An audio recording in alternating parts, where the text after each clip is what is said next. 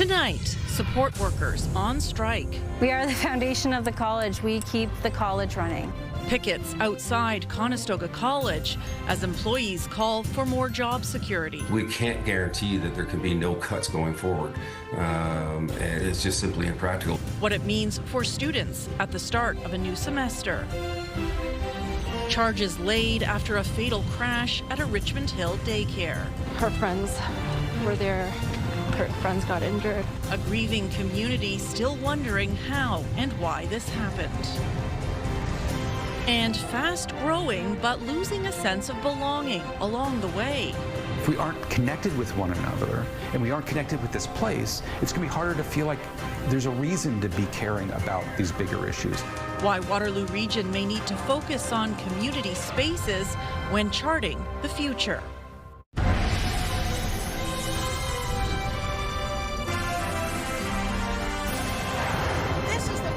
Lifetime. If we don't come together to stop the sell-off now, we're going to see the end of public post-secondary education in Ontario. Fighting for the future of Ontario's college system. It's why support staff at the province's publicly funded colleges walked off the job today, meaning more than 10,000 full-time staff are officially on strike.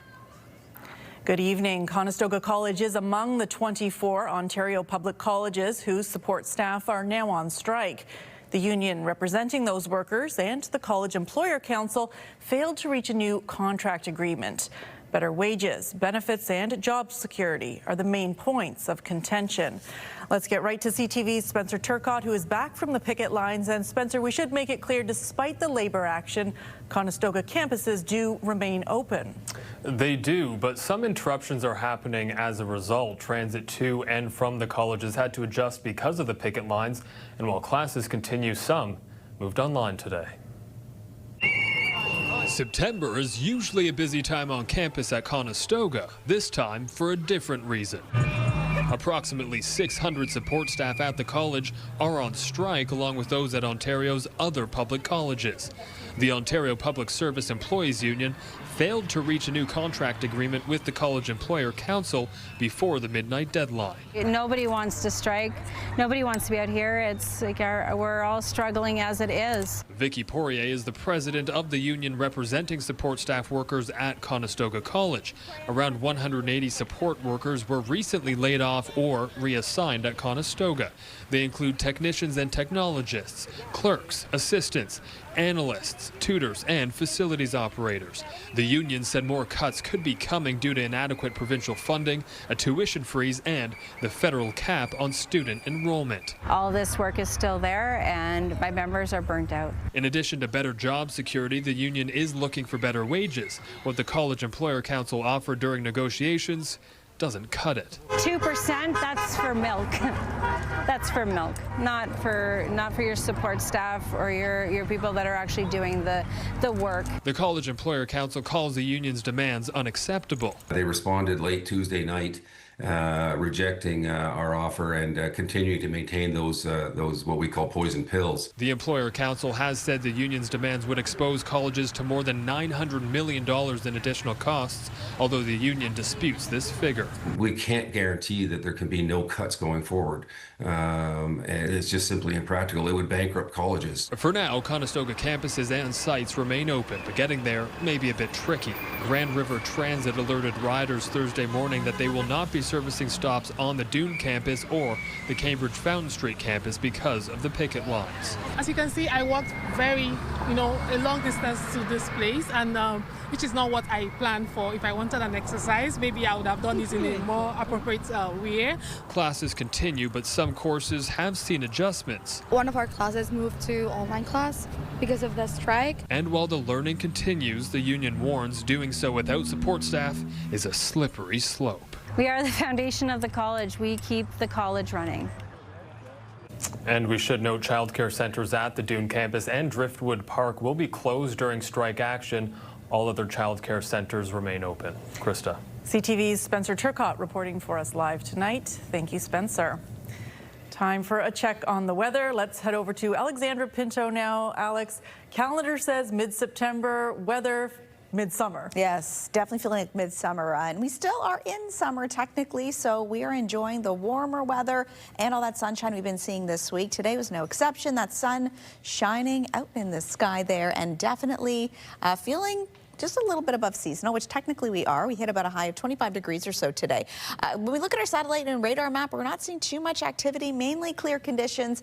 You might notice, depending on where you are, maybe you see a little bit of cloud or two out in the sky, but overall a really beautiful, beautiful summer day. So 25 degrees is what we're still sitting at here in Kitchener-Waterloo, 25 in the City of London, 21 in Sarnia.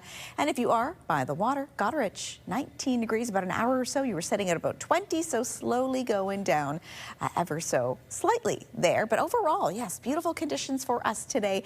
Your Friday looking pretty good as well. But as we look ahead to the weekend, a chance for some wet weather. We're going to break that all down in a little bit later. Krista. Thanks, Alex. We'll talk to you in a few minutes.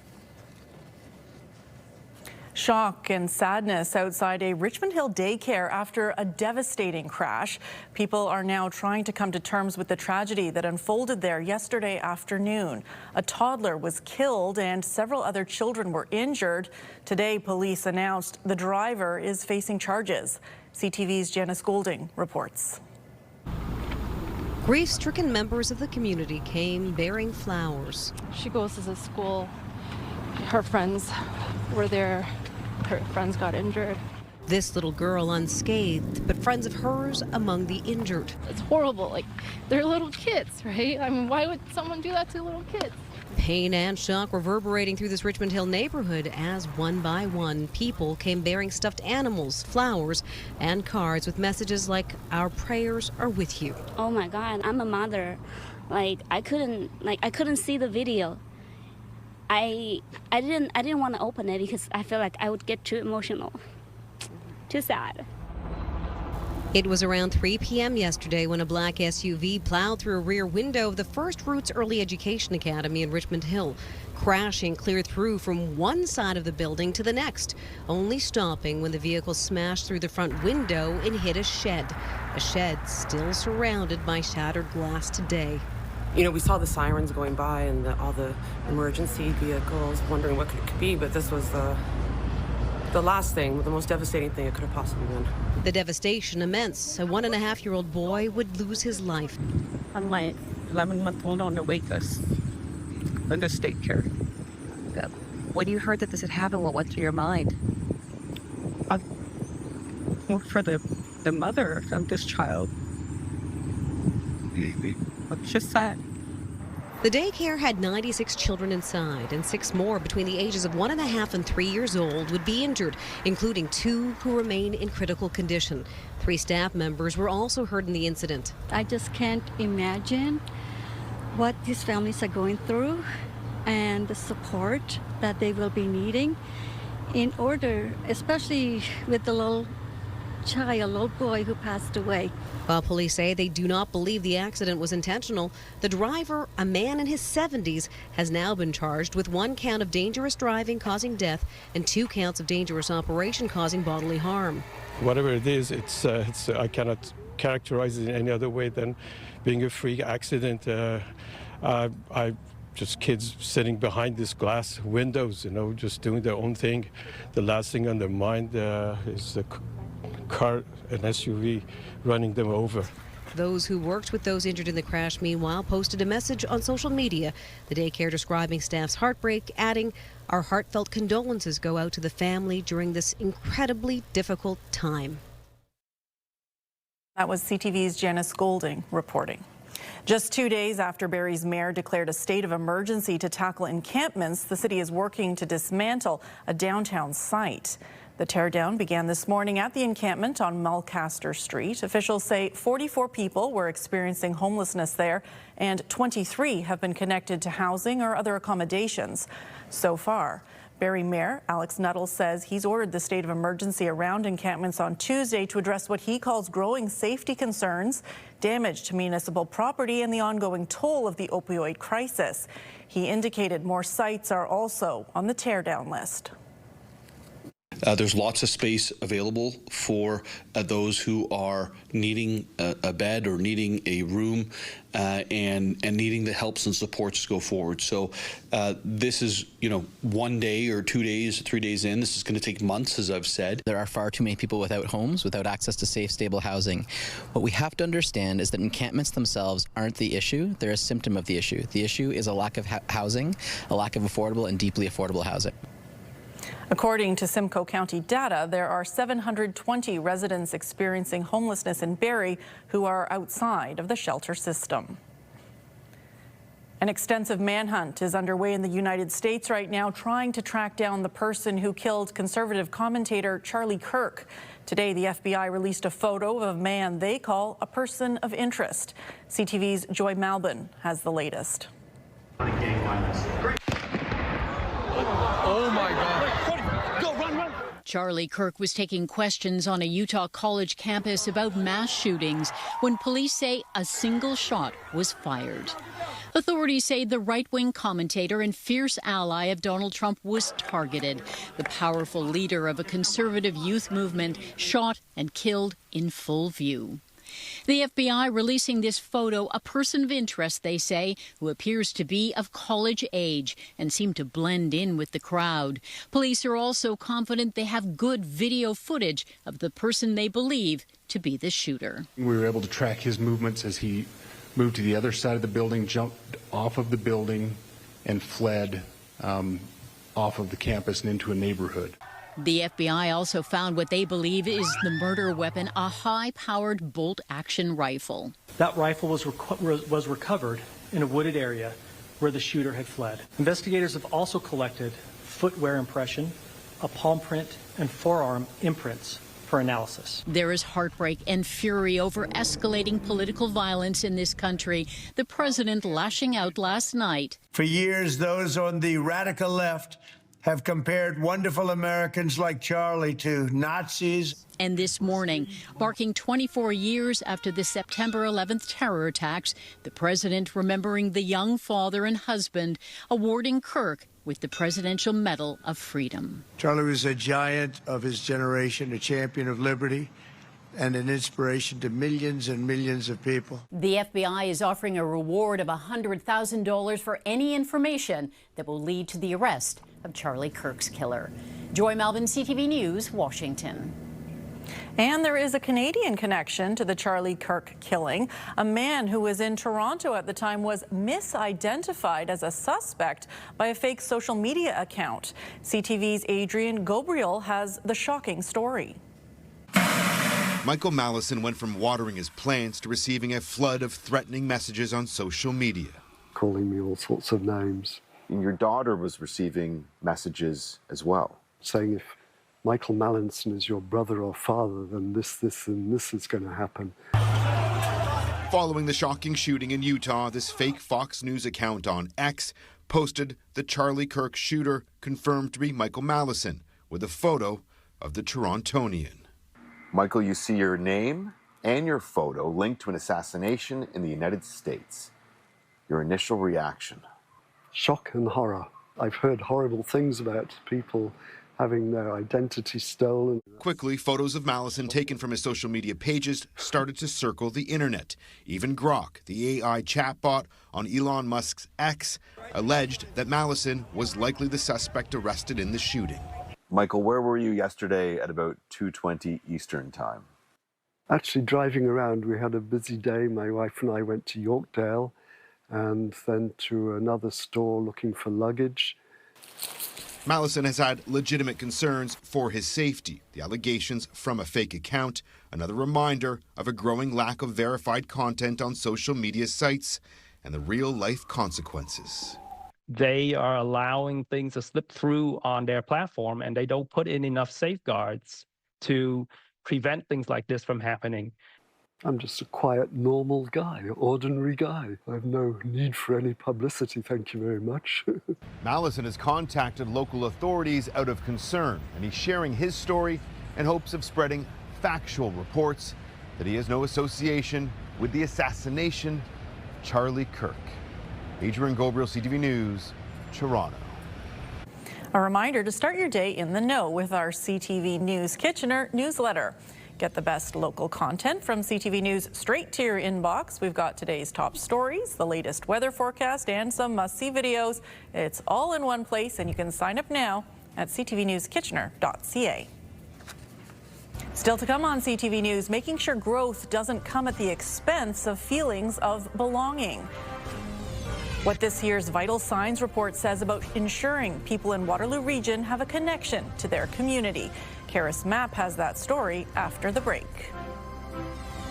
A beautiful summer day with plenty of sunshine. I'll let you know when we could see a little bit more cloud cover and the chance for some wet weather in your full forecast coming up a little bit later.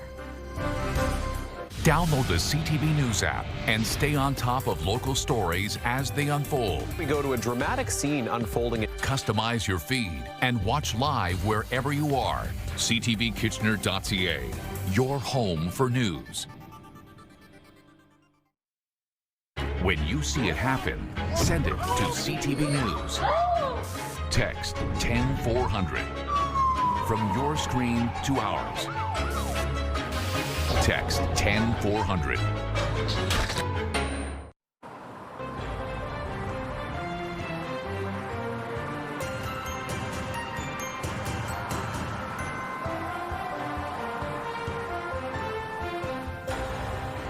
As Waterloo Region prepares to accommodate 1 million people by the year 2050, a local community foundation is focusing on the importance of togetherness.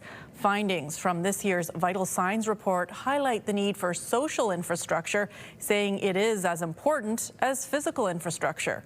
CTV's Karis Mapp reports. Social infrastructure is at the forefront of this year's Regional Vital Signs report.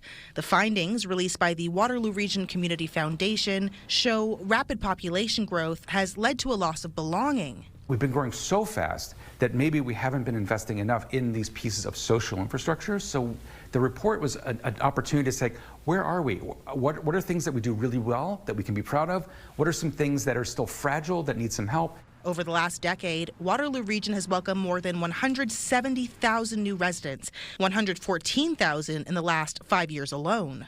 Much of that growth driven by immigration. We compared Waterloo Region to every other metropolitan area in Canada over the last decade. We saw that Waterloo was actually the fastest growing area across the country, growing at 33%, which is twice as fast as Canada as a whole. The region is also the youngest metropolitan area in the country, with a median age of 35. With a wide range of demographics, the report shows residents are not connecting socially. I'm lucky to have a job where it's hybrid, so then I still keep those social connections. Like today I'm in office, so today is the first time, the rare moment you see me on the street.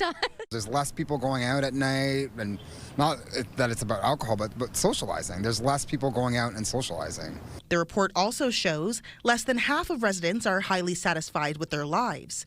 Much of those feelings coming post-pandemic. I cut contact with a lot of people, like I just wanted to be alone more, even with online shopping. I don't even go to the mall anymore.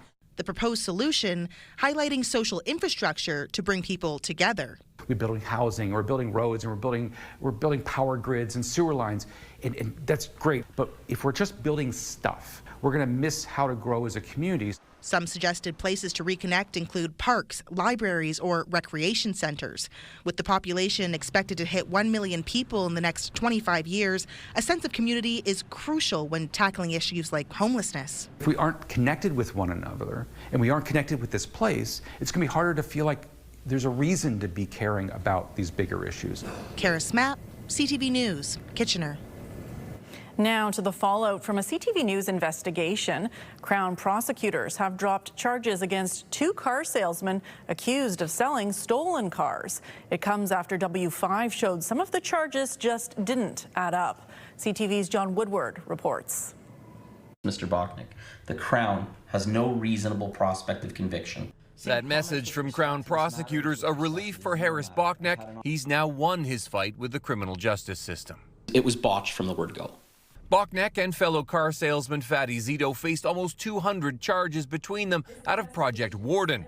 Police accused them of selling more than $2 million worth of stolen cars out of this Toronto dealership and covering it up by faking Carfax vehicle history reports. The dealership's own funds were then used to buy the vehicles, which were fraudulently presented as legitimate. The charges laid at the peak of a vehicle theft crime wave that prompted many arrests as well as progress in stopping stolen cars at the ports.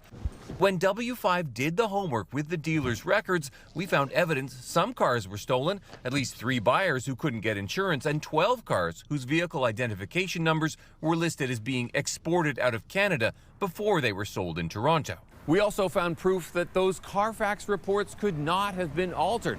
The ones that were provided in the sales actually matched the ones that were issued by Carfax. This former Toronto police detective said those reports could have been a big piece of evidence that linked the salesman to the crime. Without that, the Crown told Bochnek, there was no reasonable chance of conviction in the case. What seems to be clear in this particular situation is that not all those I's were dotted, not all those T's were crossed. There were 176 charges withdrawn. There was no evidence of it, and I submit from the first day on, myself, the co-accused, that nobody had any part in this. Everything that we did was above board. Bochnek says he was duped, just like the people who bought those stolen cars. But he doesn't know by whom. That leaves a big unanswered question. If the salesman weren't involved, who was? John Woodward, CTV News. Well, it certainly felt like summer out there today, and it is still sunny and warm outside right now. If you didn't have a chance to get out, there is still time before the sun goes down. This is a live shot from the Preston area of Cambridge. Alex will have your forecast when we come back. And still ahead, 5 priority projects. The Prime Minister lays out his plan to fast-track their development, why the opposition says it's not going to work. And remembering the thousands of lives lost on this 24th anniversary of the September 11th terror attacks.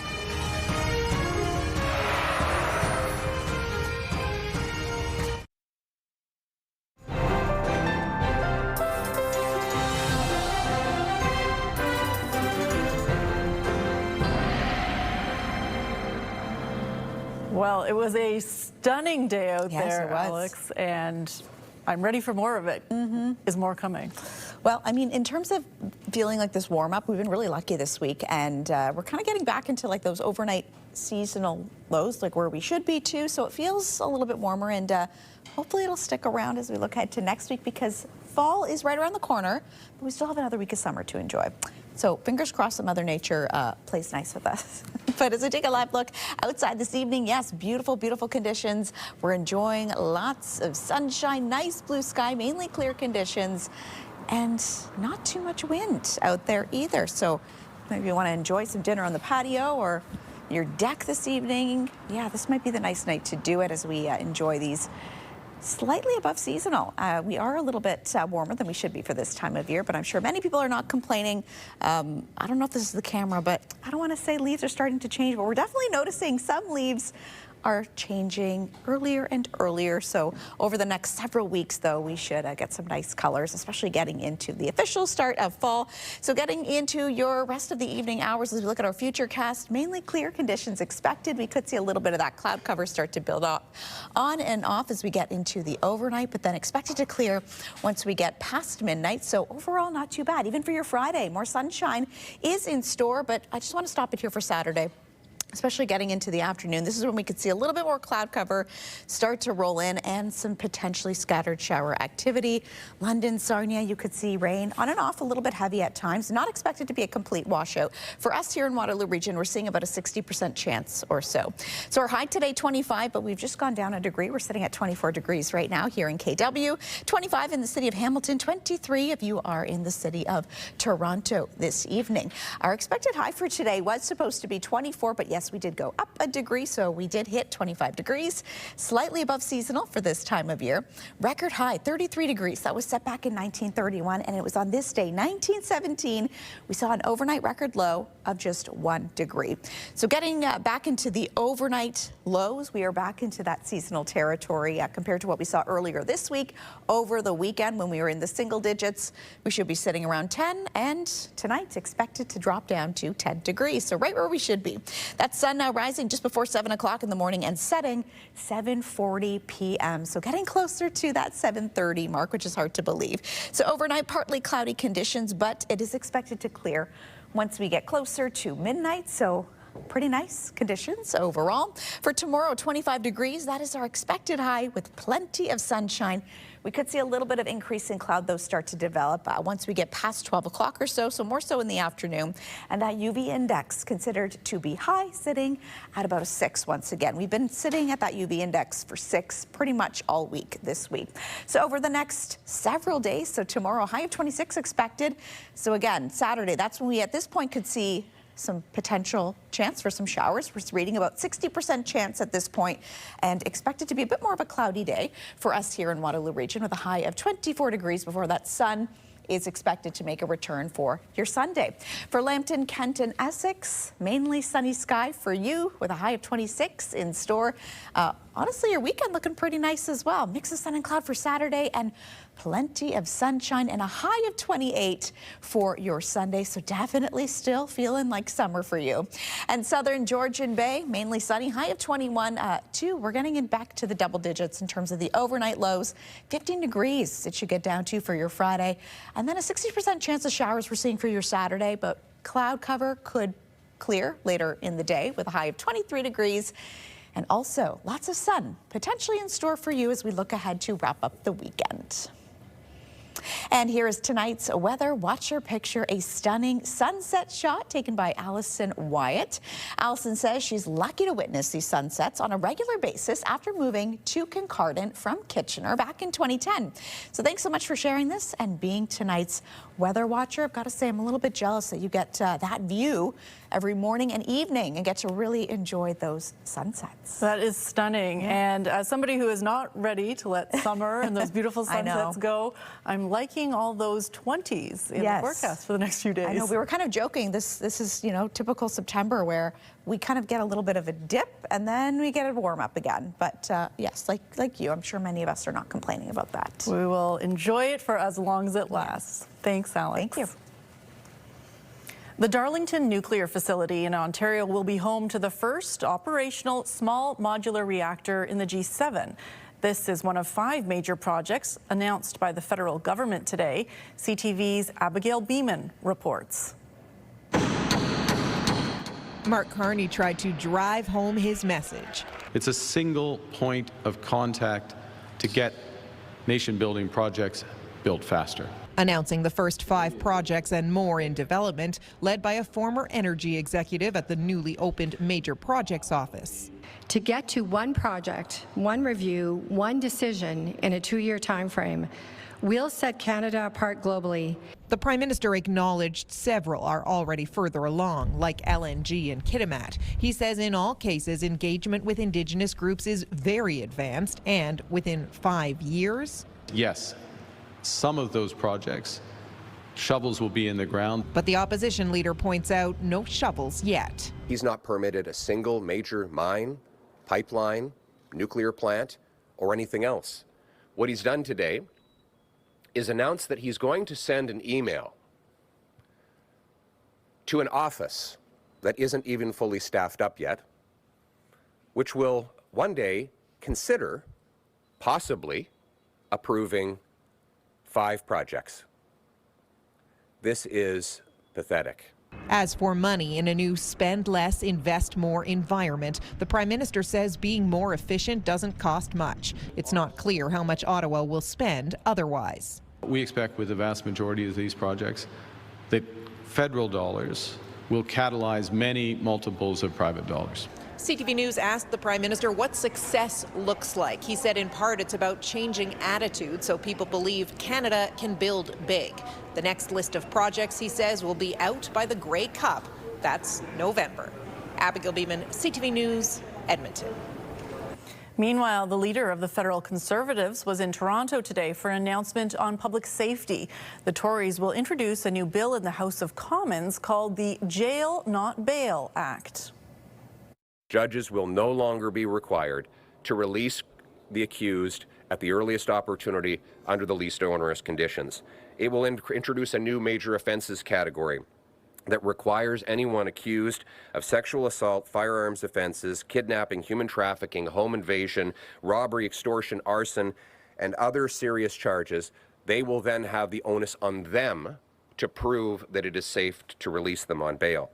We will strengthen bail laws by mandating judges also consider the accused full criminal history and prevent anyone with prior major convictions from getting bail. Pierre Poilievre wants the Prime Minister to reverse Liberal bail laws he says are unleashing terror in communities. Premiers and police associations have been calling for stricter laws in recent months. The government says it will introduce its own bail reform bill. Solemn ceremonies were held in the United States today on the 24th anniversary of the terror attacks on September 11th, 2001. David Gregory Arce. Michael George Oczynski. Louis Arena. The names of the nearly 3,000 victims, including 24 Canadians, were read aloud during a memorial service at the World Trade Center site in New York. Many family members joined dignitaries and politicians in paying tribute.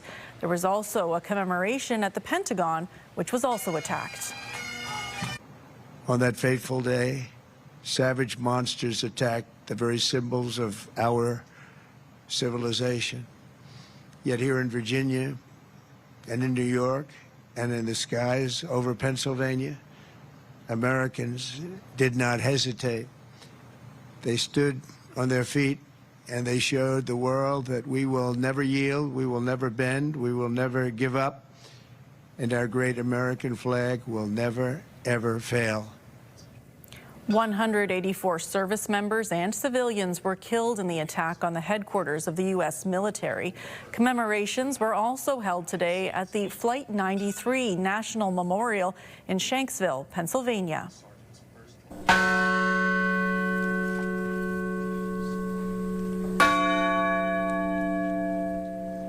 Family members, local leaders, and visitors gathered to honor the 40 passengers and crew who lost their lives. They took action to disrupt the hijackers' plans to fly the plane into a federal building in Washington. September 11th commemorations and memorials were held across the U.S. today. Repeat recognition for a Kitchener used car business. Still to come on CTV News, Heather Sennerin finds out the secret to their success. Stay with us.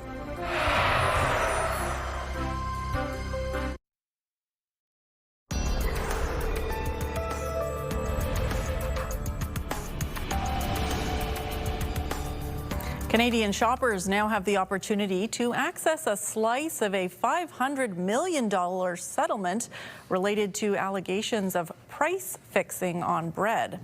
The settlement involves Loblaw Companies Limited and parent company George Weston Limited. To get compensation, eligible Canadian residents who bought bread between 2001 and 2021 have to submit a claim by December 12th of this year. Customers who didn't receive a $25 gift card related to this case in 2018 could eventually receive up to that amount. Costco is pushing back on claims it infringed on the intellectual property of Lululemon Athletica. The Vancouver-based company filed suit in June, alleging the retailer had copied several of its garments and sold them under its own private label and other brands. Costco now says in a filing that it acted in good faith at all times and it doesn't feel it owes Lululemon any compensation. Both sides have asked a California court to hear the dispute in a jury trial. A new report is out ranking the vehicles that are most frequently targeted by VIN cloning. All cars have unique vehicle identification numbers, but criminals can copy them onto stolen vehicles. Carfax Canada says the top targeted models are the Ford F-150 and the Ram 1500 series. They're followed by the Jeep Wrangler, the Ford Escape, and the Chevrolet Silverado. Earlier this year, Carfax estimated there were 127,000 cloned VINs registered across Ontario. Turning a family-owned business into the #1 used car dealership in the country. Staff at a Guelph car dealership are celebrating after winning a number of multiple prestigious awards. The owner emigrated to Canada decades ago and worked hard to get to the top.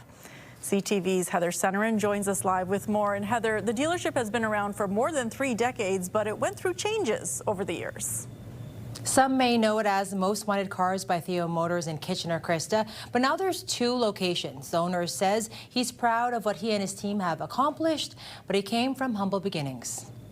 Here's our showroom here on this side. Most Wanted Cars started in Kitchener, but just opened a second spot in Guelph. These are 2 of our locations. Staff say the customers always come first. We treat them like a family. Family is everything for car dealership owner Raj Nakra. His 3 sons and wife work alongside him. They have been the pillars of the business from day one. I wasn't going home to watch Arthur or the Rugrats after school. I was coming here and I was detailing cars and cleaning bird poop off vehicles. It was always Raj's dream to start his own business when he immigrated from India in the mid-'80s. Now it's doing better than he could have ever imagined. So these awards here, this is 2025 Dealer of the Year by Dealerator. This is the 3rd year in a row Most Wanted Cars took top spot for used dealership in Canada, also winning Ontario-wide for 5 consecutive years. So it's clear that he and his team are engaged with not just providing a great customer experience, but also making sure that customers share their feedback on our platform, which is really important. They also took home Auto Trader's Best Price Dealer for 2025. We look at dealerships' inventory in the year and then look at the percentage of inventory that's priced as good or great. And the higher the percentage, the higher the chances that you'd be on the top dealerships. While they're proud of their prices, staff say it's much more than that. Last year, about 66% of their business was repeat referrals. More happy customers means more repeat customers, more referrals, and that's how I think that we're winning in this industry. As for Raj, he's ready to pass the torch. My kids are very smart kids and they're doing amazing jobs. So basically they're running the show and I am sitting in the back seat enjoying. The sons say they're excited to take the wheel and drive the success of the dealership even further. Most Wanted Cars' goal is always to be the first phone call, the first walk-in, the first test drive. To celebrate the Guelph location opening, Most Wanted Cars is holding a special event on October 5th. Krista. CTV's Heather Senerin reporting for us live tonight. Thank you, Heather. Well, time now to update our top stories. CTV's Ashley Bacon joins us live in studio tonight with the latest on the support staff strike happening at colleges across the province. That's right, Krista, including here in Waterloo Region at Conestoga College. Around 600 employees at Conestoga have walked off the job. Campuses remain opened and classes are expected to continue. But Grand River Transit says buses are not servicing the Dune or Cambridge Fountain Street campuses due to the labor action. Childcare centers at the Dune campus and Driftwood Park will be closed during strike action. All other childcare centers will remain open.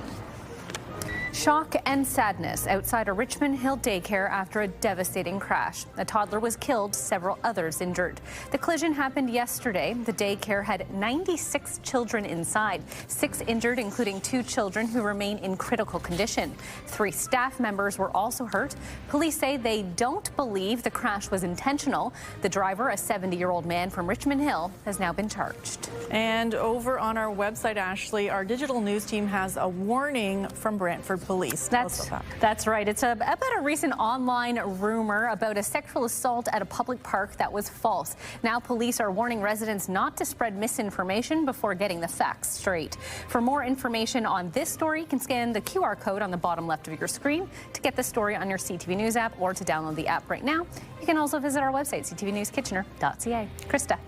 Thanks so much, Ashley. We'll see you again in a few minutes. It's been a bumper season for the tourism industry in Huron County, according to merchants in downtown Bayfield. And as CTV's Scott Miller reports, that includes a surprisingly large number of Americans. For Thursday in September, the streets of Bayfield were alive with plenty of tourists today. not unlike most days this summer, say downtown merchants. I think Bayfield was really good this year. It's been busy since the 1st of May. You can never find parking, but lots of people around.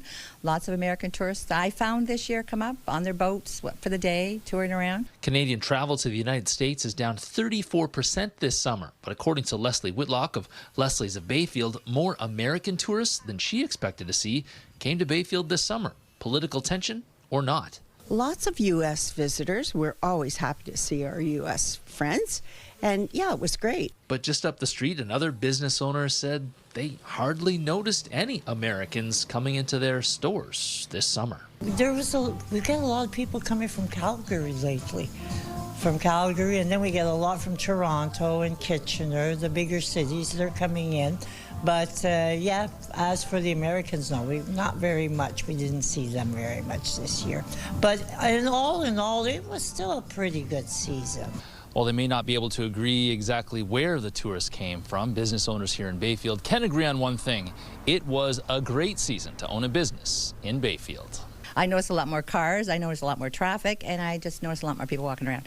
A lot more people who had cottages up that haven't been up. I noticed they were up. I've been here 38 years now, so, you know, I can actually say that I think we did very well this year with the numbers of people that were here. I think we were jam-packed. It was great. In Bayfield, Scott Miller, CTV News. After the break, a surprise for Dwayne Johnson at the Toronto International Film Festival. The historian determined to share a piece of the actor's family history will explain in just a moment.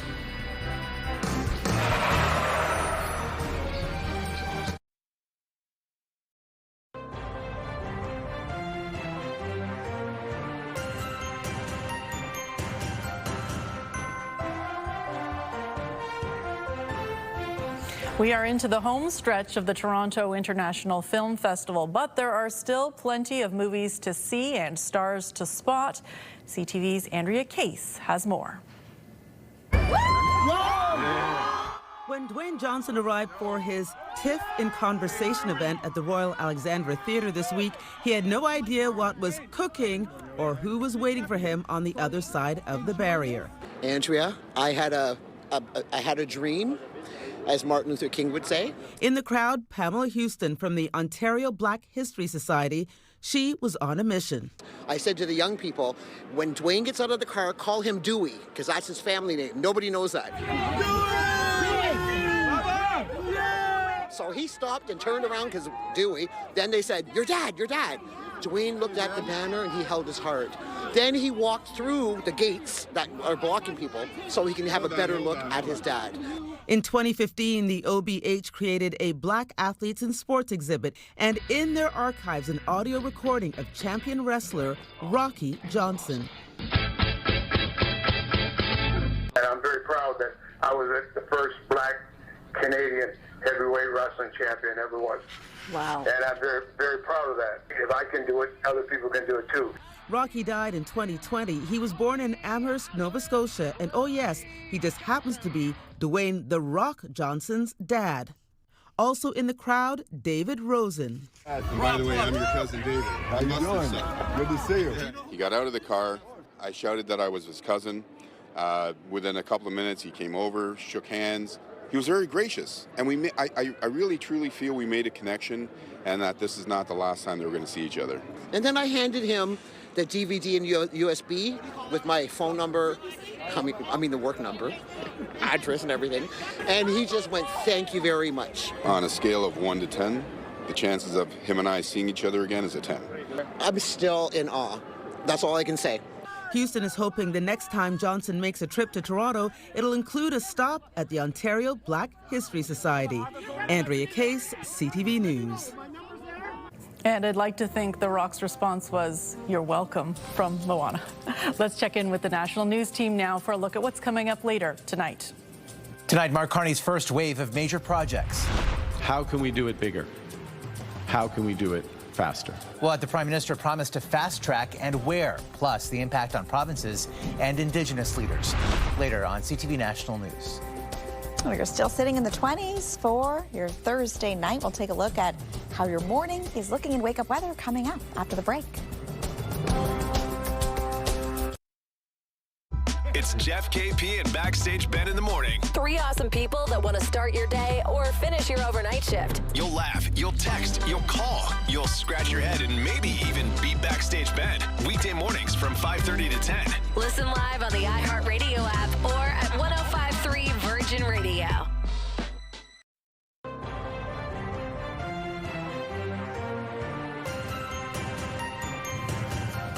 Ashley is back with a look at what our team is following for later tonight. Ashley. Well, firefighters in Cambridge are remembering the fallen for the 24th anniversary of September 11th terrorist attacks in the United States. The 9/11 stair climbing event sees teams of participants climb the same amount of flights in the World Trade Center. That story and more coming up on CTV News tonight. Krista. Thanks, Ashley.